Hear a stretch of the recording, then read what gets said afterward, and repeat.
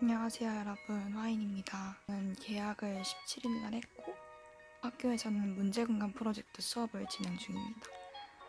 문공부에 관한 브이로그도 찍을 예정이고 이 채널은 앞으로 책 리뷰를 하거나 가끔씩 고등학교 관련한 브이로그를 올릴 것 같아요. 행사가 있으면 문공부라던가 아니면 축제가 있다던가 그럴 때 브이로그를 올리고 기본적으로는 이렇게 책 리뷰를 하는 영상이 될 것 같습니다.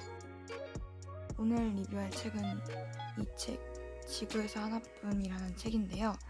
이 책은 제가 학교 독서 모임이었던 책세상과 개인적으로 하고 있는 독서 모임인 다빈치 코드에서 읽은 책이고요. 총 2번, 이번에 준비하면서까지 3번 읽었어요. 처음으로 접해본 SF 소설이었어요, 저한테는. 그리고 SF가 재밌다는 어떤 신선한 충격을 준 책이었습니다. 이 책의 줄거리는요, 일단 주인공 이름이 하나예요. 그리고 이 하나는 남자친구가 있습니다. 남자친구의 이름은 경민이고요. 이 둘이 굉장히 오랜 동안 연애를 했어요. 남자친구가 굉장히 잘 안 해줘요. 그러던 어느 날 남자친구가 별똥별을 보러 캐나다로 갑니다. 남자친구가 돌아왔을 때 하나가 뭔가 이상함을 느낀 거예요. 예를 들면 팔에 있던 화상용터가 보이지 않는다든가 아니면 평소에 분리수거를 잘 하지 않았던 남자친구가 갑자기 분리수거를 열심히 한다던가 아주 사소한 부분들이었기 때문에 이상함을 느끼긴 했지만 그렇게 크게 의구심을 갖지 않았어요. 오히려 이런 남자친구가 좋기도 했고요. 그런데 알고 보니까 이 남자친구가 진짜 남자친구가 아니었던 거예요. 남자친구 경민이 프로포즈를 하려고 좀 조용한 장소로 하나를 데리고 가요. 근데 그때 그것으로 운석이 떨어지고 이런 얘기를 해요. 나도 저렇게 여기에 왔어. 2만 광년을 너와 있기 위해 왔어. 그러니까 이 외계인은 망원경으로 다른 별을 구경하다가 하나를 발견하고 반해서 지구에 오게 된 거죠. 지구에 올 수 있었던 이유는 3,000년 동안 전쟁이 일어나지 않은 별의 시민에게 주어지는 우주 자유이용권을 가지고 지구로 오게 된 거예요. 더 충격적인 건 그 뒤에 이런 얘기를 해요. 경민 씨의 이름, 얼굴, 정보, 특히 너와 관련된 정보들과 내 우주 자유이용권을 서로 바꿨어. 완전히. 자발적인 과정이었고 경민 씨를 결코 해치지 않았어. 네, 이제 엄청 깜짝 놀라죠. 이게 이제 중반부 한 이 정도까지 이야기고요. 그리고 이 뒤에는 어차피 그 남자친구였던 경민은 우주여행을 떠나버렸고 지금 남은 것은 이 외계인 뿐이고 그래서 이 외계인과 함께 좀 사랑을 하면서 이렇게 시간이 가는 그런 내용인데 나중에야 이제 남자친구였던 경민, 이 외계인 말고 진짜 경민이 와요. 자기를 버리고 간 것 때문에 그 경민을 반기지 않고 X라고 불러요. 그냥 경민이라고 부르기도 싫은 거죠. 경민은 지금 자기가 사랑하고 있는 외계인을 부르는 이름이니까. 그리고 또 뭐 흥미로운 이야기들이 많이 나오고 끝은 살짝 슬퍼요.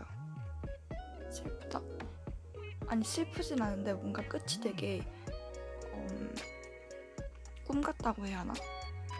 뭐라고 해야 할지 모르겠어요. 궁금하시죠? 읽어보세요. 그 다음에 함께 고민하면서 읽어보면 좋은 것들에 대해서 이야기를 해볼게요. 나를 둘러싼 정보가 나를 대신할 수 있을까? 경민이 우주여행을 떠나고 외계인이 왔잖아요? 그럼 지구에 출존하는 건 원래 경민의 그런 영혼이 아니라 정보죠. 경민이란 사람 자체는 없으니까. 하지만 정보는 있죠. 여기를 잠깐 읽어드리면 지구에 한국에 존재하는 건 원래 경민의 몸이 아니라 정보였다. 여러 사람에게 남겨진 정보. 나누어 가진 기억과 관계는 무엇보다도 더 실체를 가지고 있었다. 그 정보를 없애는 건 너무나 큰 일로 느껴졌다.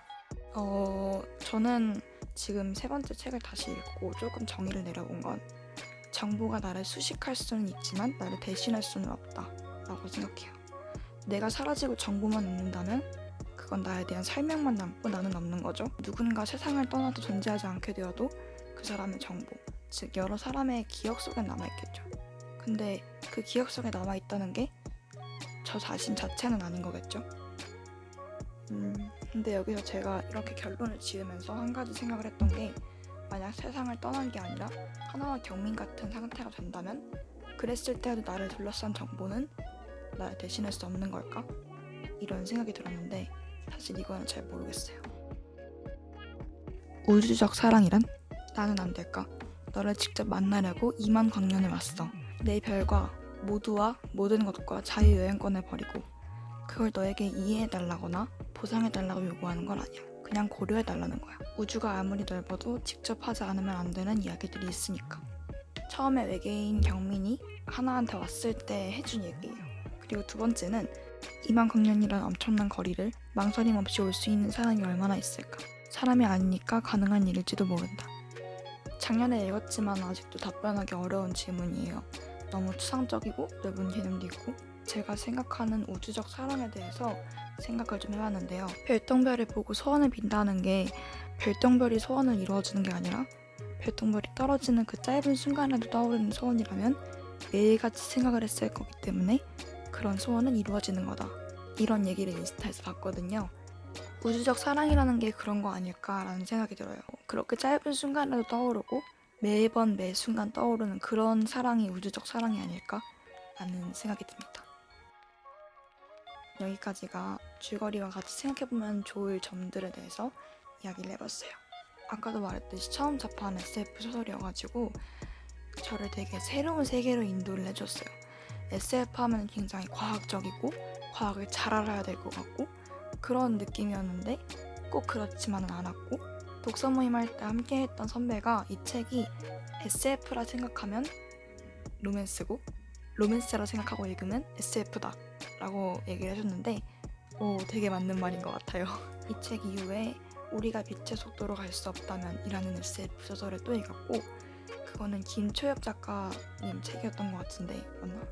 그 책은 여러 단편 소설들로 하나의 책이 이루어져 있는데 그것도 굉장히 재밌어요. 시간이 되면 그 책도 나중에 한번 들고 와볼게요. 네, 오늘 영상은 여기까지고요. 설명란과 고정 댓글창에 작년과 올 초에 올렸던 지구에서 하나뿐 리뷰 포스팅을 링크를 남겨놓을게요. 네, 오늘 영상도 재미있게 보셨다면 구독과 좋아요 함께 눌러주세요. 그럼 다음 영상에서 만나요. 안녕.